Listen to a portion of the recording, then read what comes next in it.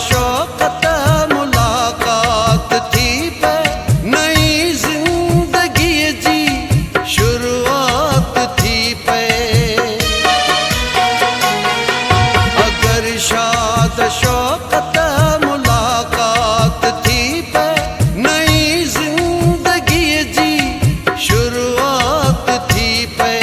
अव्हां जे मिलण सां थी वेंदो मेराज, नथी बि दवा था लॻे।